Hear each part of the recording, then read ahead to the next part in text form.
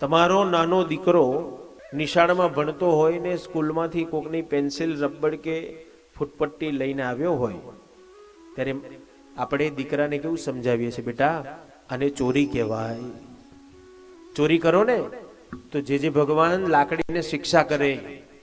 એટલે નાનો દીકરો સમજી જાય. એટલે જેની પેન્સિલ રબર ફૂટપટ્ટી લઈને આવ્યો હશે એને બીજા દિવસે આપી દેશે અને પાછું એને કહેશે ખરો કે મારી મમ્મી આવું કહેતી હતી કે આપણે ચોરી કરીએ ને તો ભગવાન લાકડી લઈને મારે, આપણને શિક્ષા કરે, એટલે ચોરી ન થાય. અને એ જ દીકરો કોક દિવસ પતિ પત્નીના પાકીટમાંથી કે પત્ની પતિના પાકીટમાંથી પૈસા કાઢતા હોય અને એ જ દીકરો તમારો તમને જોઈ જાય, બોલો ત્યારે તમારો દીકરો તમને શું કે, મમ્મી આને ચોરી ના કહેવાય, ચોરી કરીએ તો ભગવાન શિક્ષા ના કરે. બોલો એ સમયે આપણી જોડે શસ્ત્ર કયું છે? આપણી જોડે એક જ શસ્ત્ર છે અને તે ગુસ્સો. પછી આપણે એના ઉપર ગુસ્સો કરીને આપણે એને વળીએ છીએ, બહુ બોલ કરે, જા બહાર જતો છાનો માનો, તો પરિણામ સંતાન બગડે છે.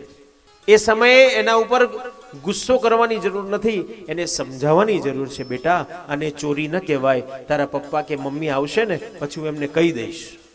પણ આપણે એને સમજાવતા નથી આવડતું.